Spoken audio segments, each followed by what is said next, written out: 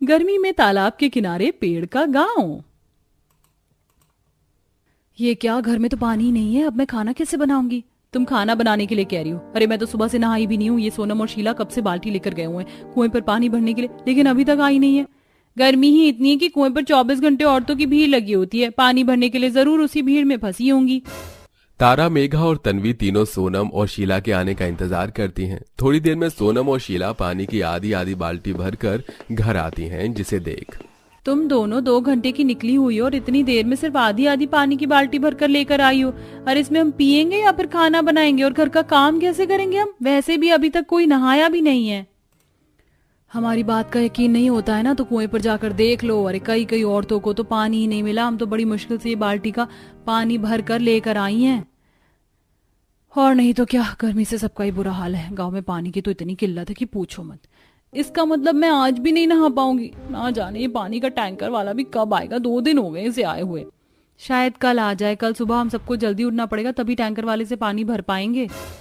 अगली सुबह 4 बजे ही सभी बहुएं उठकर मटके बाल्टी लेकर टैंकर के आने का इंतजार करते हैं। और गांव में जैसे ही पानी का टैंकर आता है तो सभी बहुएं पानी लेने लगती हैं। लेकिन कुछ ही सेकंड्स में गांव की औरतों की पानी की टैंकर के पास इतनी बड़ी भीड़ लग जाती है कि किसी बहू का ठीक से मटका नहीं भरता तो किसी की बाल्टी।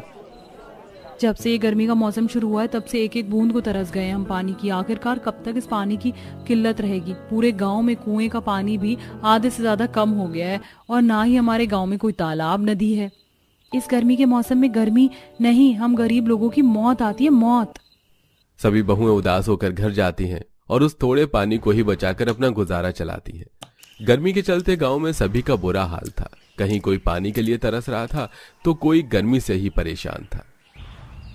रात में भी गर्मी से सब परेशान है। कब खत्म होगा ये गर्मी का मौसम? अभी तो 3-4 महीने पड़े हैं भैया, जब तक तो ऐसे ही गुजारा करना होगा। मुझे तो लगता था कि आंगन में बैठकर खाना खाएंगे तो बाहर थोड़ी ठंडी ठंडी हवा चलेगी, लेकिन यहाँ तो रात में भी लू जैसी हवा चल रही है। इतनी गर्मी में तो ठीक से सोया भी नहीं जाता है। अरे पूरे गांव में सभी का यही हाल है। गर्मी से हर कोई परेशान है, किसी के चेहरे पर मुस्कान देखने को नहीं मिलेगी। जैसे जैसे दिन गुजरते हैं वैसे वैसे गर्मी का मौसम भी काफी ज्यादा बढ़ने लगता है। ऐसे ही एक दिन, एक तो बाहर इतनी धूप हो रही, ऊपर से खाना बनाने के लिए लकड़ियां भी खत्म हो गई। अब इतनी कड़ी धूप में जाकर जंगल से लकड़ियां लेकर आओ। कहाँ इतनी धूप में अकेली जाओगी? चलो मैं भी तुम्हारे साथ चलती हूँ। दोनों बहुएं धूप से बचने के लिए सिर पर गीला कपड़ा बांध लेती हैं और अब नजदीकी जंगल में लकड़ियां लेने के लिए जाती हैं। दोनों बहुएं जंगल से लकड़ियां चुन ही रही थीं कि तभी उन्हें वहां एक छोटा सा खरगोश दिखता है। मेघा देखो ना कितना प्यारा छोटा सा खरगोश है, क्यों ना हम इसे अपने साथ ले जाएं। पता है मुझे बचपन से खरगोश पालने का बड़ा शौक रहा है। बाकी लोगों को भी खरगोश काफी ज्यादा पसंद आएगा। चलो इसे पकड़ते हैं।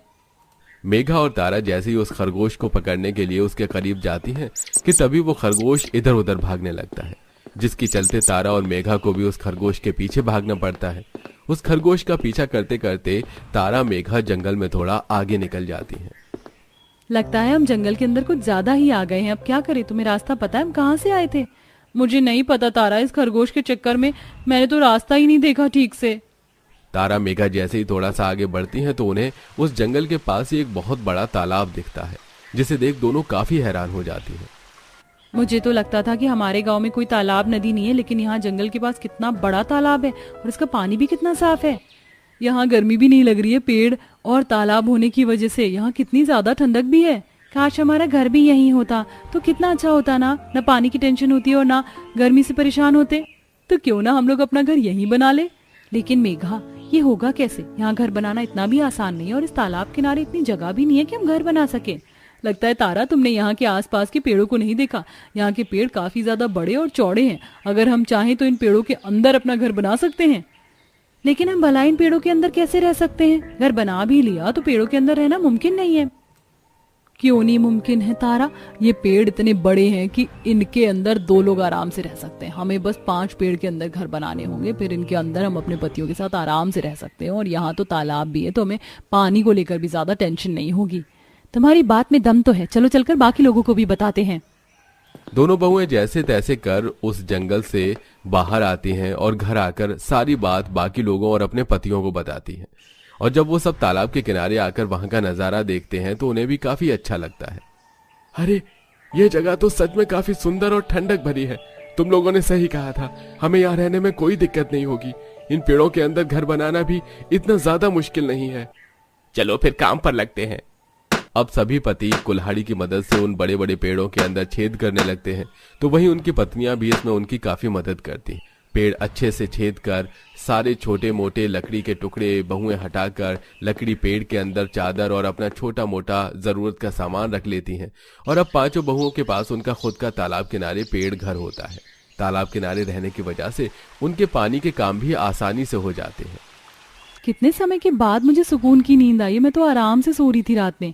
कपड़े बर्तन धोने में भी कितनी दिक्कत होती थी, लेकिन देखो अब हम हाथों हाथ अपने सारे काम कर सकते हैं। अब जल्दी से काम करते हैं, तालाब में जाकर नहाएंगे भी।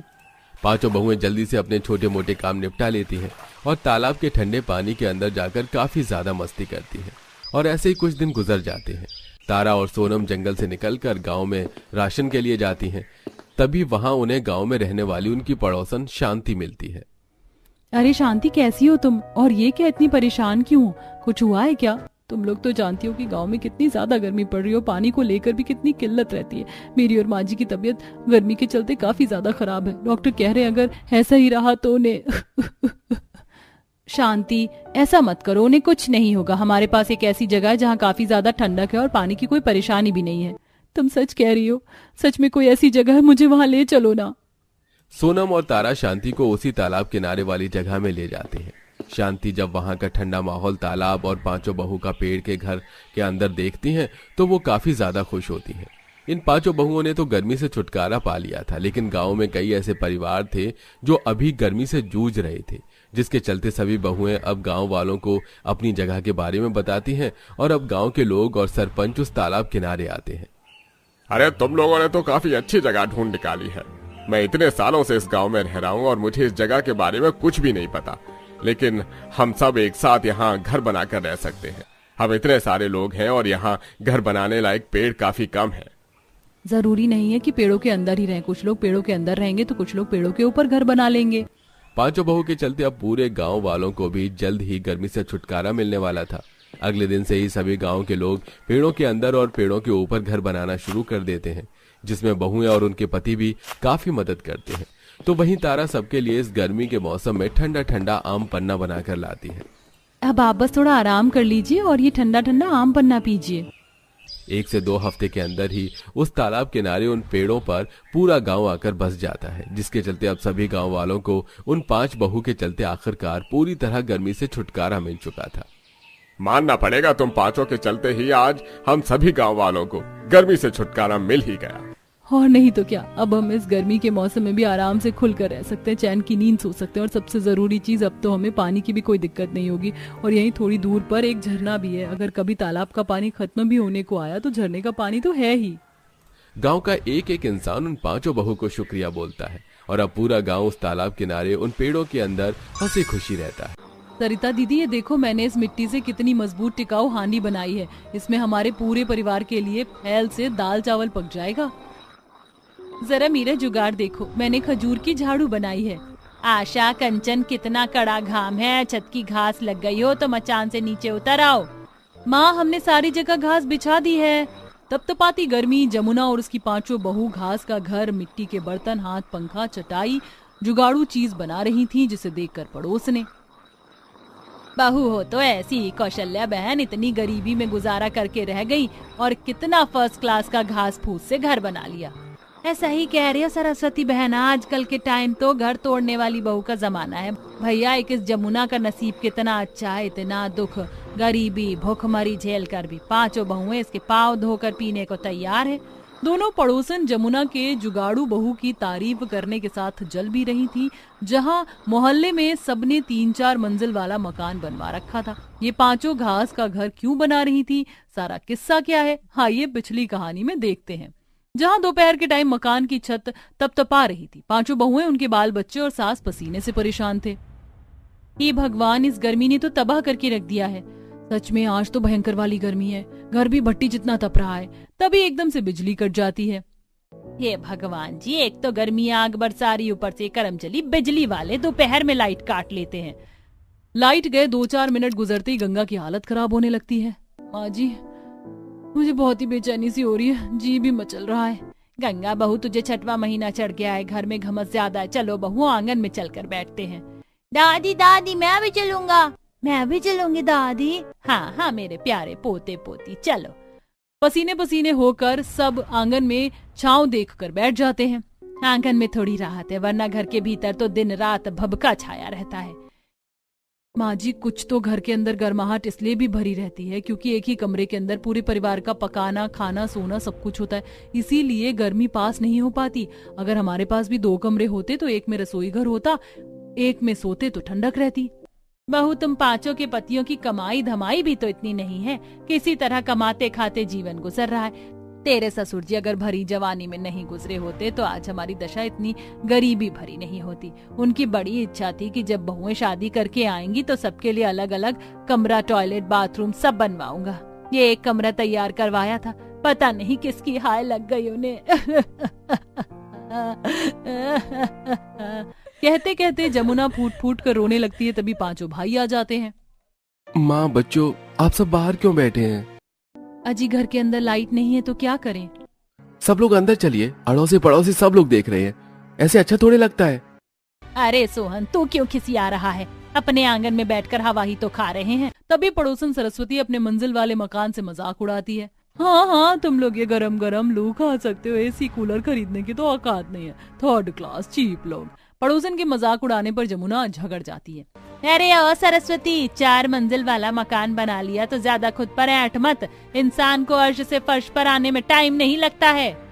माँ, क्यों झगड़ा कर रही हैं? चलिए भीतर सब लोग। सब घर के भीतर आकर बैठ जाते हैं।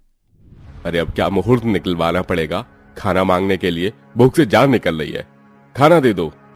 हाँ जी, बस निकालती हूँ। एक कमरे के चलते सबको खाने, सोने, पीने में दिक्कत परेशानी का सामना करना। तभी मोहन एक टुक रोटी तोड़कर खाते ही उगल देता है। अरे ये रोटी किसने बनाई है? पूरी की पूरी किन सी लग रही है। आटा सानने से पहले छान दिया करो। मोहन जी, मैंने आटा अच्छे से छाल कर रोटी बनाई थी। दिन रात तो छत से मिट्टी गिरती रहती है, हम भी कितना ध्यान दें। और ये तो जरूरी है उसी कोने में खाना पकाना, दूसरे कोने में रसोई बना लो। एक तो हम 5 मर्दाने इतनी कड़ी धूप में बाहर कमाने जाते हैं और साफ सुथरी रोटी भी खाने को नहीं मिलती। हाँ, जैसे हम बहुएं तो घर में रहकर झक मारती हैं, आप 5 भाई हमें केवल राशन पानी लाकर देते हैं। इतनी चिलचिलाती गर्मी में चूल्हे पर एक दिन खाना पका कर देखिए। ना तो एक पक्का मकान है, ना रसोई है, ना घर में ढंग के 4 बर्तन है। अरे हमको आप 5 भाई पेट में खिलाने के अलावा क्या सुख दे रहे हैं, बताइए। बहू बेटों के बीच में लड़ाई झगड़ा होते देखकर जमुना परेशान हो जाती है। हे भगवान, इन लुगाई मर्दों के रोज रोज के झगड़े से मेरा तो माथा पक गया है। पड़ोसी मुंह बाए हुए हैं, झगड़ा सुनने के लिए शांति बनाकर रखो थोड़ी और। सोहन मोहन, इस मकान को बने 30 साल से ऊपर हो गया है, इसको मरम्मत की जरूरत है। माँ, हमने सरकारी आवासीय योजना में फॉर्म भरा हुआ है। सरकार की तरफ से हमें घर और शौचालय बनाने के लिए पूरे 50,000 रुपए मिलेंगे। बस थोड़े दिन का दुख किसी तरह से और उठा लो, बस एक बार ठप्पा लग जाए पेपर पर। अजी, ये सरकार तो हर साल ऐसा झांसा देती है, लेकिन इस सरकार के झूठे वादे निकलते हैं। आप 5 भाई अपनी मेहनत की कमाई से एक एक कमरे भी बनाएंगे तो 4-5 कमरे बन जाएंगे। कल को हम सबके बाल बच्चे होंगे तो एक कमरे में थोड़ी गुजारा होगा। हाँ, पैसे तो जैसे पेड़ पर उगते हैं, खाली तोड़ कर लाना है। अरे हम जंगल से काट कर लकड़ी बेचकर खाने पीने का खर्चा चला रहे हैं, वही बड़ी बात है। प्रमोद जी, देवर जी, आप सब भाई उस मुंशी को कारखाने में काम क्यों नहीं कर लेते? कम से कम महीने के आखिर में हाथ में तनख्वाह आएगी तो पूरे महीने हमें घर चलाने में दिक्कत परेशानी नहीं होगी, और घर चलाकर भी हम कुछ पैसे बचाकर घर में जरूरत की चीज, बर्तन, पंखा, फ्रिज वगैरह खरीद लेंगी। सरिता भाभी, हम 5 भाई कोई हाथ पे हाथ धर कर बैठे नहीं हैं। हम गए थे उसके पास काम पता करने के लिए, लेकिन वो मुंशी बहुत बेईमान आदमी है। मजदूर से काम करवा लेता है लेकिन महीने के आखिरी में दिहाड़ी मार जाता है, इसलिए लकड़ी बेच रहे हैं। और इस गांव देहात में नदी जंगल के अलावा कुछ नहीं है। अभी तो गर्मी से नदी में मछलियां भी नहीं पड़ रही, बरसात में मछली आएंगी तो वही बेचेंगे। इसी तरह गर्मी में गरीब परिवार का दिन गुजर रहा था। रोजाना की दिनचर्या की तरह अगले दिन 5 ईंधन के लिए सूखी लकड़ी पत्ते लेने जंगल आती हैं। आज तो सड़क अंगारे जितनी सुलग रही है ना। हाँ जिज्जी, लेकिन देखो इस जंगल की घास कितनी ठंडक भरी है, बिछौने की भी जरूरत नहीं, इंसान ऐसे ही चैन से सो जाएगा। हमारा घर है, दिन रात कितना तपता। तभी रीता की नजर जंगल में दूर दराज तक उगी घास पर जाती है, जिससे उसे जुगाड़ आता है। मेरे दिमाग में एक बड़ा ही धांसू जुगाड़ आया है जिससे हम 4-5 कमरे बना सकते हैं, किसी के 1 रुपए खर्चे बिना। मगर वो कैसे? इस घास से। यहाँ कितनी घास है। पुराने जमाने के लोग घास मिट्टी की मड़ई बनाकर रहते थे और हमारे मकान का कोई भरोसा नहीं कब टूट जाए। हर दीवार में दरार आ गई है। पांचों ताबड़तोड़ गर्मी में घास मिट्टी लकड़ी काटने में भिड़ जाती हैं और चिलचिलाती गर्मी में ही घर आकर काम चालू कर देती हैं। मैंने गड़ी मिट्टी से दीवार लीपती हूँ, फिर तुम घास चिपकाती जाना। बहुओं, तुम इतनी कड़क धूप में दीवार क्यों लिपाई पुताई कर रही हो? आज इतवार थोड़ी ना है। माँ जी, हम पांचों घास से घर बनाने का जुगाड़ आजमा रही हैं। फिर हम ठंडक में सोएंगे चैन सुकून से। अच्छा, तो मैं भी तुम्हारी मदद करवाती हूँ। लाओ, मैं मचान बनाती हूँ, घास दे दो। पांचों का पहला दिन घास की दीवार बनाने में गुजर जाता है। 2 बहुएं घास के बोझे जंगल से लाती हैं और बाकी की दीवार बनाती हैं। क्या बात है, आज तो घर में बगैर पंखा चले बर्फ जितनी ठंडक है। क्योंकि माँ और चाची ने जुगाड़ लगाया है चाचू, तभी तो घर ठंडा ठंडा कूल कूल है। अगले दिन पांचों नए सिरे से काम करती हैं। इस बार वो सब जंगल के अलग भूभाग में जाती हैं। देखो, यहाँ तो खजूर ही खजूर के पेड़ हैं और कितने पत्ते भी झड़े हैं। तुम्हें पता है, हमारे गांव में कभी कोई झाड़ू खरीदता नहीं था। खजूर की टहनियों से ही झाड़ू बनाकर इस्तेमाल होते थे। कंचन की इस बात पर आशा का जुगाड़ू दिमाग चल पड़ता है। तो फिर ये डालियां ले चलते हैं, इससे अपने इस्तेमाल के लिए भी झाड़ू बना लेंगे और बाकी का झाड़ू बनाकर हम बेच भी सकते हैं। इसे कहते हैं आम के आम गुठलियों के भी दाम। इसी तरह पांचों जंगल का सदुपयोग करके घास से घर, पेड़ों के पत्ते से झाड़ू, पंखे, चटाई बहुत कुछ बनाती है। तभी पानी पीते नंदू का मुंह कट जाता है। माँ, मेरा मुंह कट गया। नंदू, कितनी बार कहा है इस वाले ग्लास से पानी मत पिया करो, ये टूटा हुआ है। घर में एक ग्लास भी नहीं बचा है और इतने पैसे हैं नहीं कि टूटे फूटे बर्तन बदलकर नया खरीद लें। मगर टूटे बर्तन घर में पनौती होते हैं, इससे बरकत नहीं आती। क्यों ना हम मिट्टी के बर्तन बना ले। मिट्टी के बर्तन गर्मी में ठंडे रहते हैं, हमारा खाना भी बर्बाद नहीं होगा, अनाज की भी बचत होगी। रीता का मिट्टी से बर्तन बनाने का उपाय सबको पसंद आता है। वो हांडी, भगोना, कढ़ाई सब कुछ बनाती है। इसके बाद वो रसोई घर भी बनाती है। अब बारी टॉयलेट बनाने की थी, जिसमें पांचों के पति एड़ी चोटी का जोर लगा देते हैं। आंगन में इतना गहरा गड्ढा खोद दिया, लेकिन निकासी की होंदी नहीं बनेगी तो टॉयलेट सीट बिठाने का फायदा ही नहीं है, क्योंकि इतनी लंबी पाइप महंगी आएगी काफी। तभी कंचन कड़कड़ाती धूप में मोटा तना वाला बांस काट कर ले आती है। इससे पाइप का जुगाड़ हो जाएगा। ये बांस का सरकंडा पाइप के आकार का है। और रही बात टॉयलेट सीट बिठाने की, तो हम पत्थर का इस्तेमाल करेंगे इसके लिए। अब पांचों सड़कों से काफी पत्थर चुनकर ले आती हैं, जिससे टॉयलेट भी बन जाता है। और इसी प्रकार वो घास लकड़ी की मदद से 5 अलग अलग कमरे, बड़ी सी रसोई सब तैयार कर देती हैं। हमने मिलजुल कर अपना 5 कमरे वाला ससुराल तैयार कर लिया। अब हमें गर्मी में बिच्छम बिच्छे में नहीं सोना पड़ेगा। बाहू, ये तो तुम्हारी मेहनत का फल है जो आज 1 कमरे से तुम्हें 5 कमरा कर लिया। 5 कमरे वाला ससुराल, रसोई, टॉयलेट बनाने की खुशी में पांचों जुगाड़ू बहुएं सबके लिए खीर, पूरी, आम पन्ना बनाती हैं।